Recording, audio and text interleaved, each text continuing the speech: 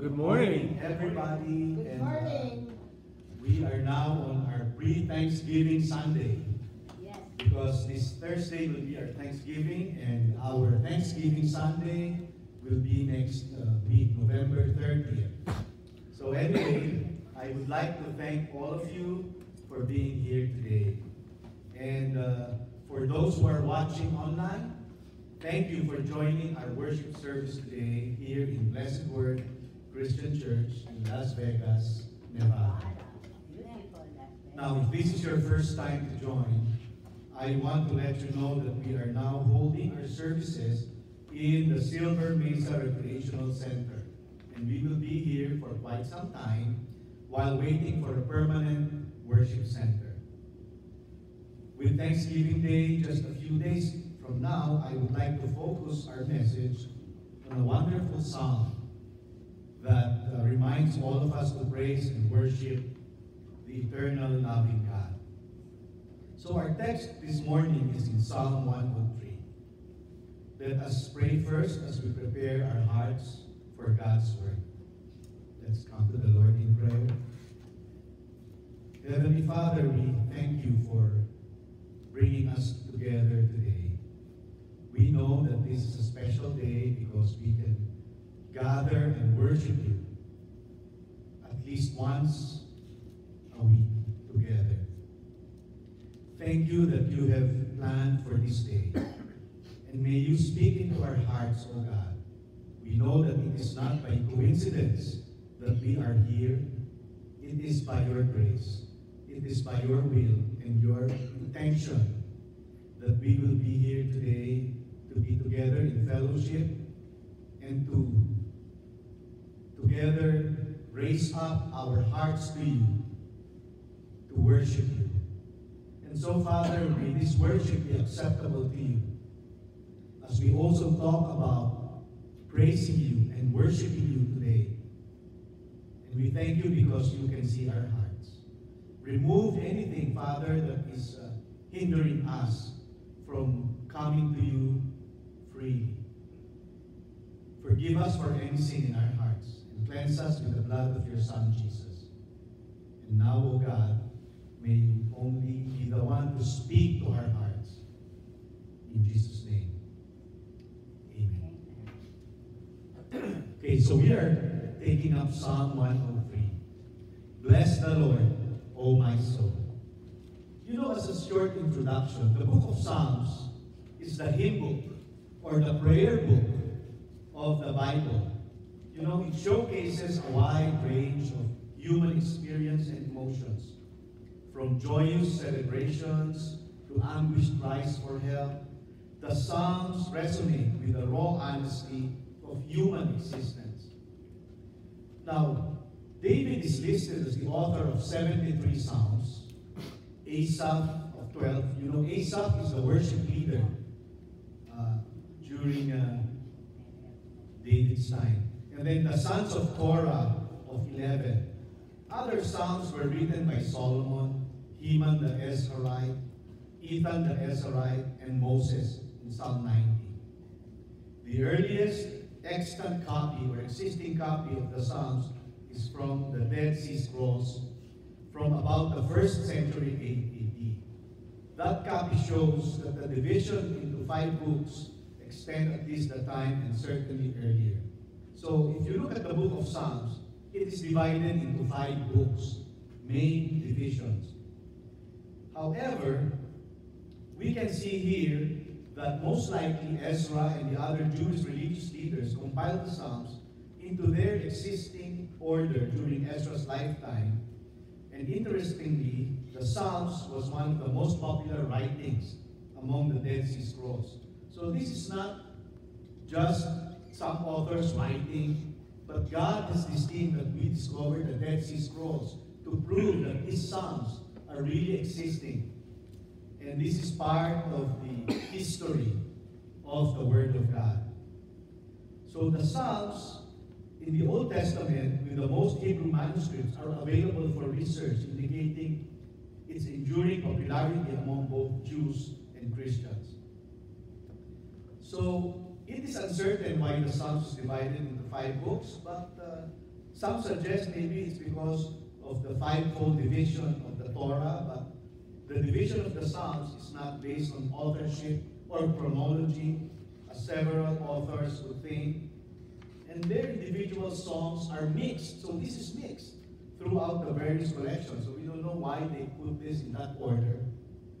But Psalm 103 is in the fourth book, and it is actually, you would say, because the fourth book is up to Psalm 106, so it is the last, it is the last of the four. So it's 103, 104, 105, and 106. So, I will not bore you with the different books in the Psalms, but let's go straight to Psalm 103. And let us read this psalm, which is pure praise and pure worship to God. It is focused on praising and worshiping the one true God who is Yahweh, the great I am. And this psalm is pure praise from start to finish, and it encourages us to worship our God in gratitude and thanksgiving. This is very fitting as we celebrate Thanksgiving this week. So, let us read Psalm 103 together. Bless the Lord, O my soul, and all that is within me. Bless his holy name. Bless the Lord, O my soul, and forget not all his benefits, who forgives all your iniquities, who heals all your diseases, who redeems your life from destruction, who crowns you with loving kindness and tender mercies, who satisfies your mouth with good things, so that your youth is renewed like the eagles. The Lord executes righteousness and justice for all who are oppressed. He made known his ways to Moses, his acts to the children of Israel. The Lord is merciful and gracious, slow to anger and abounding in mercy. He will not always strive with us, nor will he keep his anger forever. He has not dealt with us according to our sins, nor punished us according to our iniquities. For as the heavens are high above the earth, so great is his mercy toward those who fear him. As far as the east is from the west, so far has he removed our transgressions from us. As a father pities his children, so the Lord pities those who fear him. For he knows our frame. He remembers that we are but dust. As for man, his days are like grass. As a flower of the field, so he flourishes. For the wind passes over it, and it is gone, and its place remembers it no more. But the mercy of the Lord is from everlasting to everlasting on those who fear him, and his righteousness to children's children, to such as keep his covenant, and to those who remember his commandments to do them. The Lord has established his throne in heaven, and his kingdom rules over all. Bless the Lord, you his angels, who excel in strength, who do his work, heeding the voice of his word. Bless the Lord, all you his hosts, you ministers of his who do his pleasure. Bless the Lord, all his works, in all places of his dominion. Bless the Lord, O my soul. So, what does it mean to bless the Lord? We are here encouraged and joined to bless the Lord. You see, to bless the Lord is to give God our praise and worship. To bless the Lord is to express reverence, gratitude, honor to our God. It involves recognizing his greatness and goodness and acknowledging his attributes. What attributes can you remember about God? God is holy. God is good. All of his redemptive work, he has saved us. Blessing the Lord is an act of worship that transcends mere words. It is not just our words, But actually, God looks at our heart, spilling over into obedience. So our life cannot be just talk, talk, talk, but we are not doing what the Lord wants.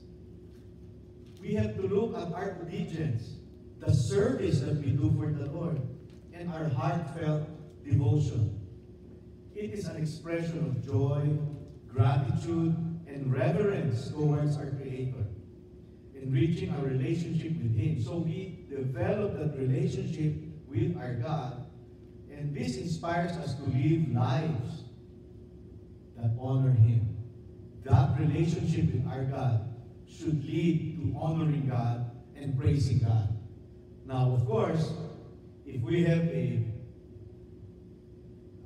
questionable testimony, some believers would say, I am a Christian, and yet they do not do what is right. And it is a bad testimony, and it does not honor the Lord. So here, we are called to honor God, to praise Him, to worship Him. Now, in verse 1, if we go to verse 1, you will notice the psalmist is talking to his soul. Effectively, he said, bless the Lord, O my soul. Okay? So, indeed, worship and thanksgiving starts with our heart, with our inner self. In fact, our relationship with God is always personal. If you notice, no one can make the decision to follow God for you. It is always you yourself who has to make that decision. It is a decision that we make individually. No one else can commit for you. Even if your parents, when you were young, wants you to be close to God, and they raise you in an environment that will somehow, encourage you to be close to God. And yet, when you grow up, some children are not really close to God, and some even become atheists, agnostics. They don't know if God is true or not. Well, you see, they try to do their best. And we as parents, as most of us, we try to do our best for our children. We give them a healthy environment for our nephews and nieces or all of the young people in our family. And yet, they are still the only one who can make the sole decision to follow God and obey Him. And you see, it is something that you make as a personal choice, a personal decision. To follow God and to bless God is your personal decision. It's like being a Christian. To become a Christian and to commit to praise and worship God is a personal decision. You know, as they say, our God has no grandchildren. We are all His children. So how does one become a Christian?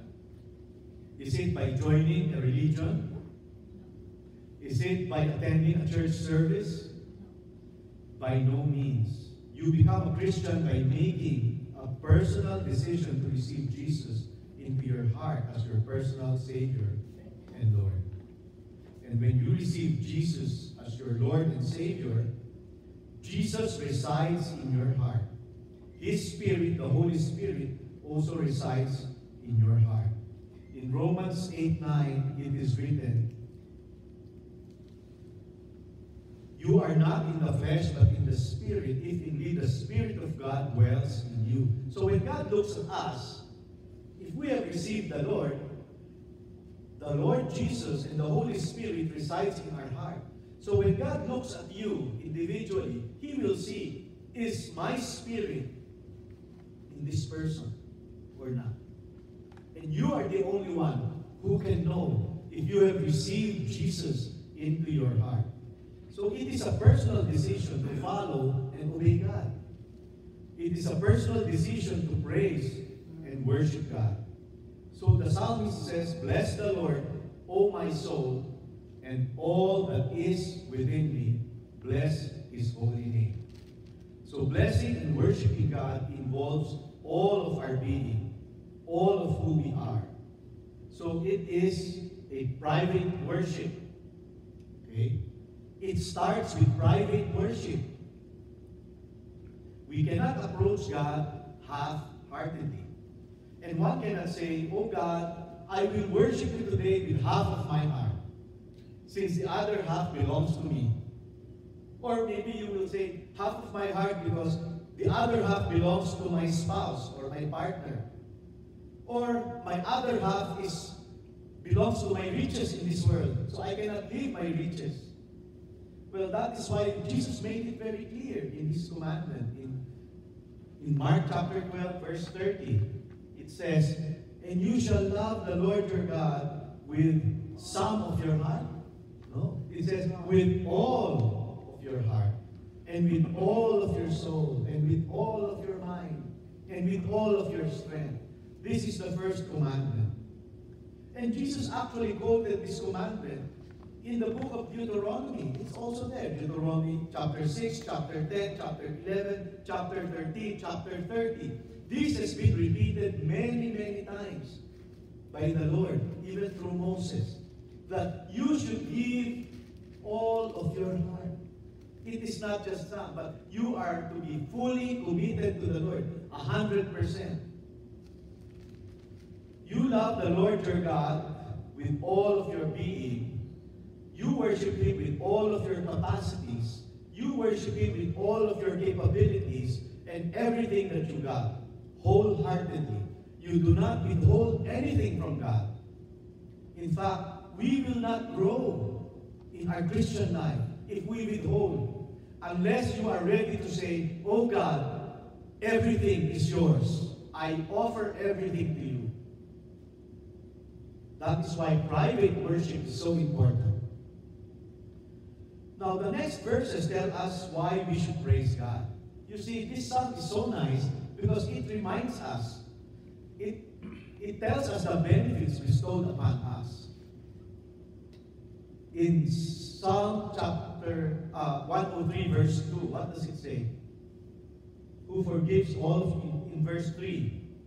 These are the benefits, and remind yourself lest you forget. That's what the Lord was saying. You see, we are a forgetful being. Just for those of you who are driving, if someone cuts you on the road, you want to retaliate and, "Oh my God."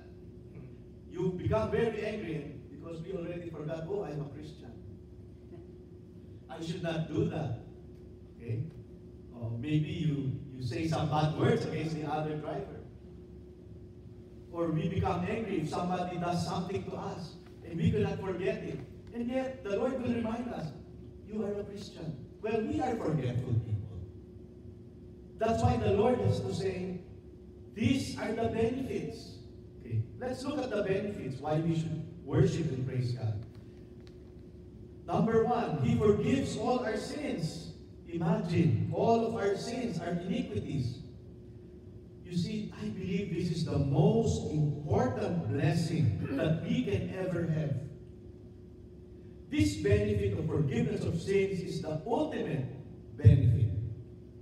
Better than our pensions. Better than our wealth. We shall no longer be accountable for the sins we have committed. And even now, it is so easy to sin, right? They say, "You just sin 3 times a day." Okay? And that is even minimal. Just a bad thought. Just some hatred that suddenly from the past, it comes out from nowhere. We can't understand. And yet, these are things that happen to us every day.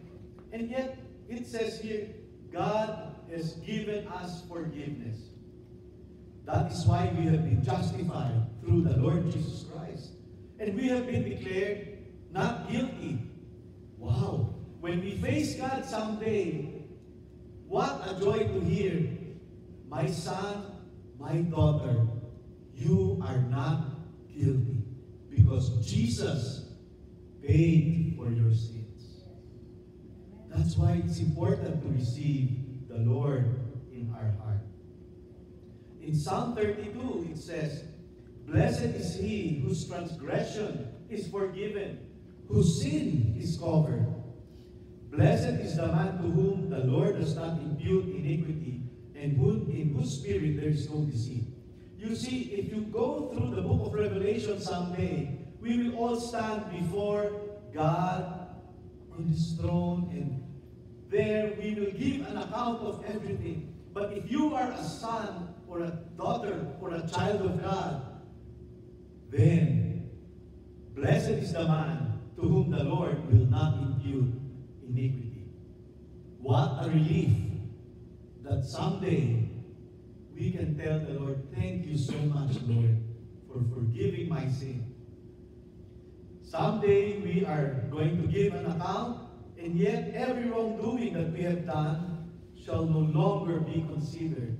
It will be erased because we are forgiven through the blood of our Lord Jesus. Another benefit, He heals our diseases. You know, it is a fact that from the time we were born, we started to die. In other words, as we are growing, our cells continue to die. But God has made a point that while younger, we are able to replenish those cells that are dying, but it is continuing. Now, it is true that God gives healing to our bodies. But I believe that the healing of diseases here does not only mean the physical, but also the spiritual, the emotional. He heals our soul. And we have experienced many times what it means to have that peace in our heart. It is not the physical sickness that sometimes can cause pain in our heart. It is the emotion, the grief, the sorrow, the sadness, or sometimes even bitterness and hatred can cause us to become sick. Well, God is saying He heals our diseases. He heals all of that so that we are healed also from spiritual depravity. He made us new, and we are being sanctified every day. He is working in us. We are being transformed into God's image day after day. Another benefit, He redeems our life from destruction. We experience God's loving kindness and mercy and tender mercies. You see, He saves us from eternal damnation because our sins have been forgiven, and therefore we will no longer be thrown into the lake of fire someday with the demons, with Satan and his fallen angels. In other words, we have escaped the fires of hell. Okay? He redeems our life from destruction. Oh, what a blessing that someday we will also have a glorified body. I don't know how that body would look like, but they say it would look really good. We would look really good. Well, it is better than Botox. So, we are recipients of God's favor because His loving kindness is written in Psalm 63. Your loving kindness is better than life. My lips shall praise you. Thus I will bless you while I live. I will lift up my hands in your name. Truly, His loving kindness is much better than what this world can offer. In Lamentations 3:23, it says, His compassion is new every morning. Imagine, every day we experience God's mercy and compassion. We experience His loving kindness. So we thank God every day. We are still alive. We are enjoying our life here. Another benefit, it says, He satisfies us with good things. Okay? He gives us all good things in verse 5. Can we go to verse 5?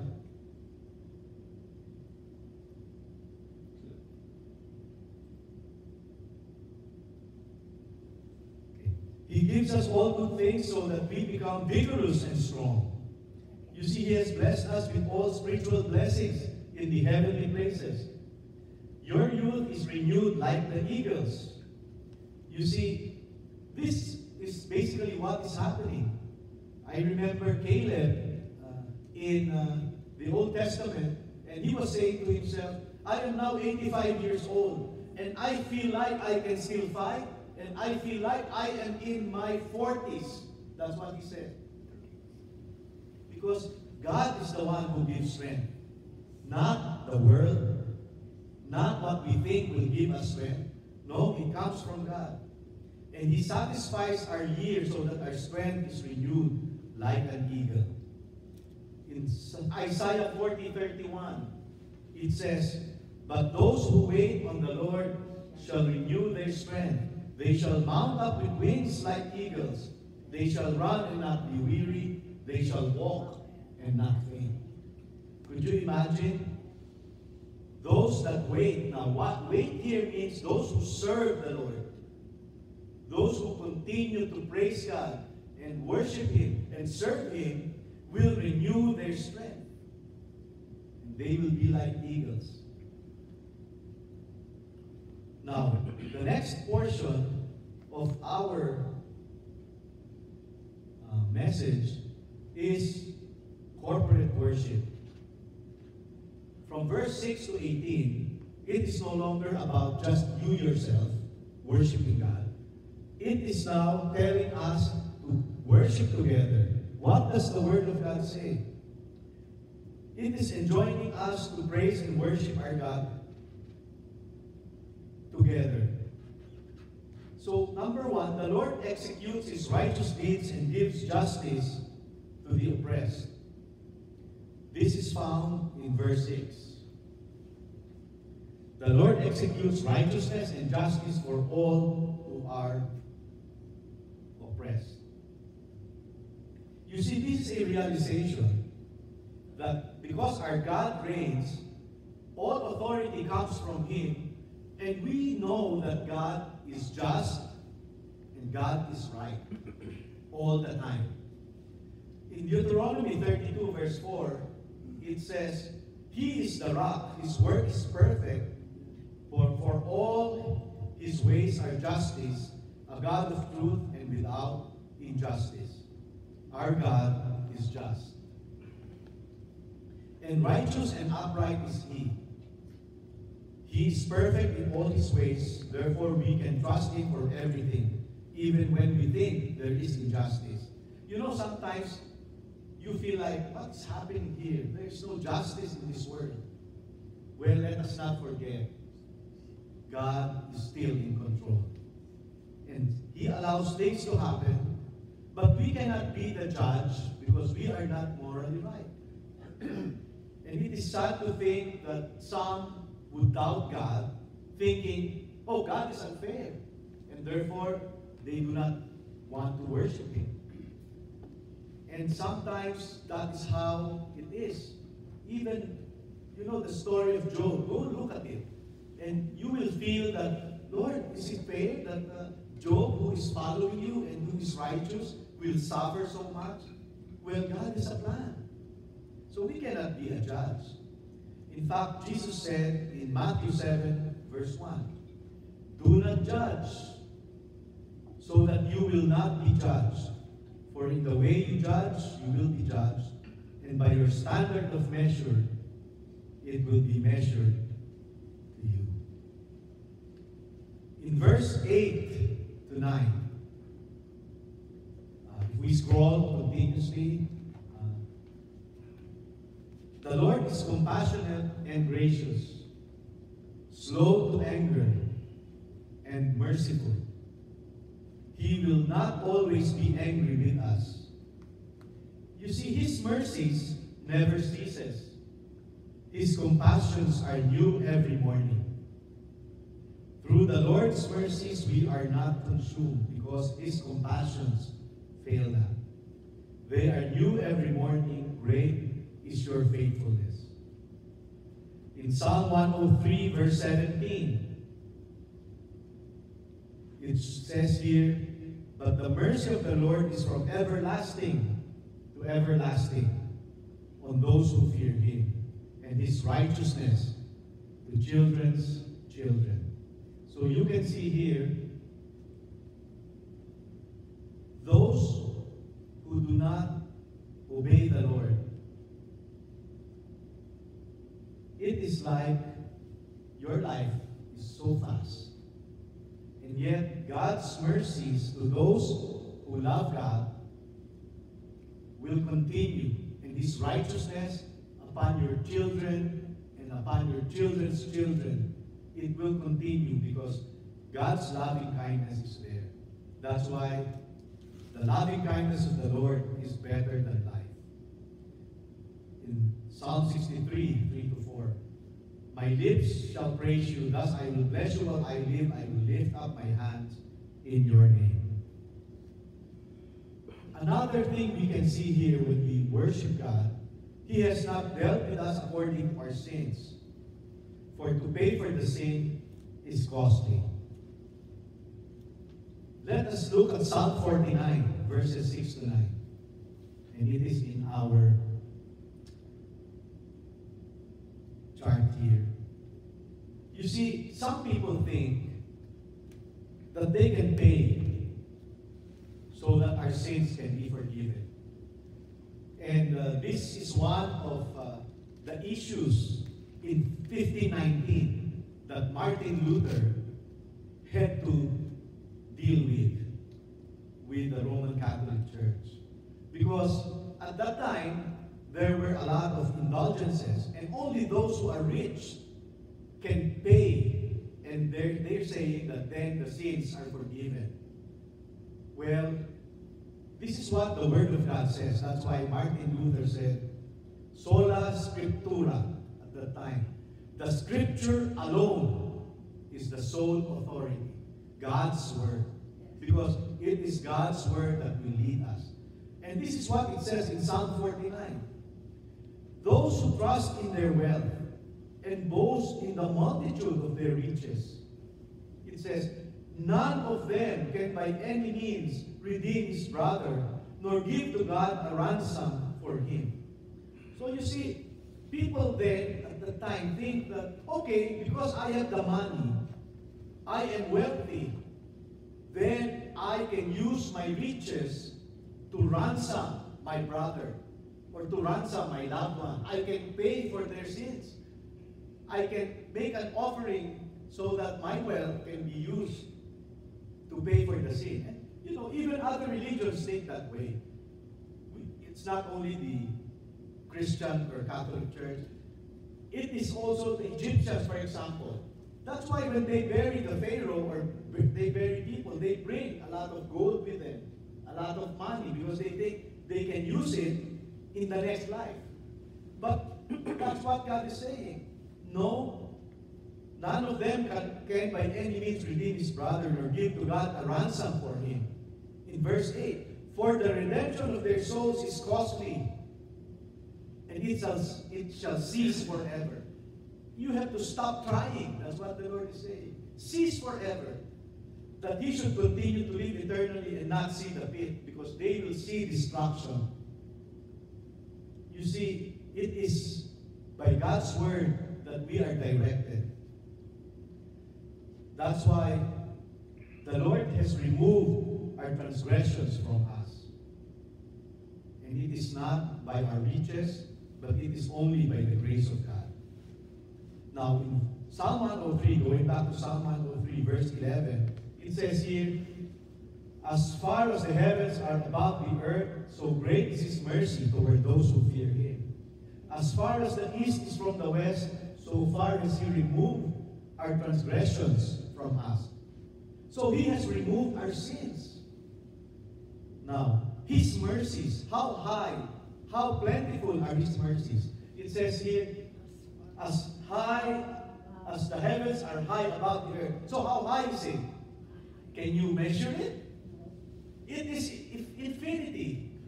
Okay? His mercies are eternal. You cannot even measure God's goodness and God's loving kindness to all of us. As high as the heavens are above the earth. Oh, you can, even if we send a satellite or a rocket to the heavens, it will just cross so many galaxies. And it's still not going to stop until the battery dies probably, or there is no more fuel. But you see, that is how it is. That is how high His mercies are. It doesn't stop. It is for eternity. However, He also said this about our sins. How far is the east is from the west? These are opposite directions, and therefore they will not meet. Therefore, He's saying, so far has God removed our sins from us. Those sins are gone.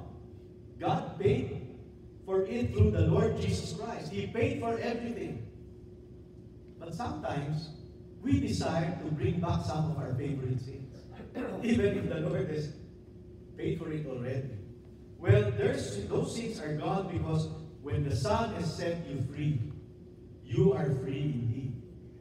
You see, in John chapter 8, verse 34, the Lord said, most assuredly I say to you, whoever commits sin is a slave of sin. So, we used to be slaves to sin. And you can try, no matter what you do. Let's say today, you will say, I will not sin today. And yet, one of these minutes, oh, I sinned again.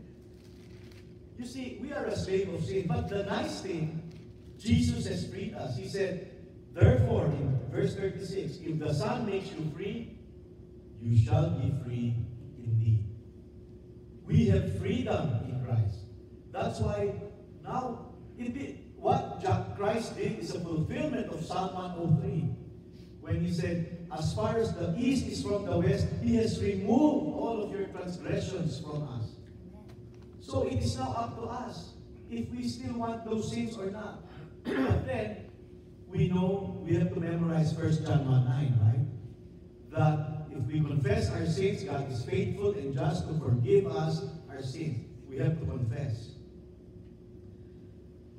Now, you see, our life here on earth is but a fleeting moment. When you are gone, you are no longer remembered. That's what it says in Psalm 103, verse 16. And that is in the next chart, in the next verse. To those who fear the Lord remembers you and gives you His righteousness and His mercies. Look at this. You are like a flower, you and me. When the wind passes, that flower is gone. And its place remembers it no more. Do you think we will be remembered after 50 years? It depends on what we have accomplished probably, but only a few. But basically, that is how man is. We are here today and gone tomorrow. But the Word of God says in the next verse, in 17, but the mercy of the Lord is from everlasting to everlasting on those who fear Him. If you fear the Lord, His mercies are from everlasting to everlasting, and His righteousness to children's children. And the reality is, if you believe in the Lord Jesus with all of your heart, you may leave your physical body, but you are enjoying eternal life with the Lord in heaven. And therefore, you will not die. That's why Jesus said, I am the resurrection and the life. He who believes in me shall never die. So the mercy of the Lord is from everlasting to everlasting on those who fear Him, and His righteousness to children's children. Now lastly, in the book of Psalms, when we go to verses 19 to 22, these verses encourage us to have universal worship. In other words, God deserves our praise and thanksgiving. Look at this verse Bless the Lord, all you his hosts, you ministers of his who do his pleasure. You see, we see in this verse that God is enthroned in the heavens. And therefore, he has his hosts of angels. Okay? And they are there to praise him and to worship him. Well, he is enthroned. You ministers who do his pleasure, worship God. And God deserves our praise and thanksgiving. And God deserves also to be praised by his creation. Bless the Lord, all his works. Who are his creation? All of us. In fact, when the Lord was entering Jerusalem, and the children, the people were shouting, Hosanna in the highest. And he said, if these people will be silent, the stones will cry out. All creation will shout. Because the Creator is passing through. You see, all of his dominion, and where is the dominion? All over the universe. Everything that we see and we hear about. God deserves to be praised and to be worshipped. And of course, God desires our praises. He said, you are enthroned upon the praises of Israel. You are enthroned on the praises of your people. In other words, whenever we praise God, he is there. He loves our praises. So, God desires for us to praise him, to bless him, to worship him. And there are many psalms that say, praise the Lord, bless the Lord, indicating this meaning, similar to what we have shared. Now, in the end, after all that has been discussed by the psalmist here, and they say David may have been the author, but they're not really that sure. After having a private worship first, we should personally worship God, and then we can have a corporate worship, and then all creation must worship him, because that is how it should be, and it will be someday. The psalmist circles back, bless the Lord, O my soul. You see, it circles back to a private worship because no amount of corporate worship will be meaningful if we really do not have a personal or private worship in our heart. Because, my friends, everything starts from the heart. The quality of our worship together is dependent on the quality of our private worship. We may be seated here, but who knows, one person may have a different thought. He may be thinking of something that he will do later on. He may not be worshiping the same way that the rest are worshiping. But it starts from private, personal worship. That's why the psalmist had to say, bless the Lord, O my soul. He again reminded his own self. He reminds himself, oh my soul, you should bless the Lord all the time. Now, Psalm 103 has been the source of many hymns. In fact, I just want to share a hymn that I was surprised came from Psalm 103. Have you heard of the song, Praise the Lord, the Almighty, the King of Creation? But this is how it sounds. Praise to the Lord, the Almighty, the King of Creation. Okay? Oh, my soul, praise him, for he is your health and salvation. Well, this was written in 1650 by Joachim Neander in Germany. And he was about 25 years old, just before, because he died at the age of 30. You know, he actually became a Christian when he wanted to destroy the church that he can see people are going to. And so he said he was very drunk and he went there and he wanted to destroy the message, say bad things about the pastor. But when he went there, he started, the Holy Spirit worked on him. And he became a Christian. And so he grew in church because he was below 20 at that time. And by the age of 23, he became an assistant pastor. And the pastor, okay, you will preach every Sunday, he said, at 5 a.m. So he was given the 5 a.m. service. So maybe that's why he died early, at the age of 30. But he wrote the song. And this is a song that is so nice. In fact, when I was in high school, we sing this song always. It was a Catholic high school, and this is one of the hymns, our favorite hymns. And if you read here, come all who hear, now to his temple draw near, join me in glad adoration. Praise to the Lord, oh let all that is in me adore him. All that has life and breath, come now with praises before him. Let the amen sound from his people again, gladly forever adore him. May we always have that personal worship in our hearts, because that is where it starts. May God bless his word.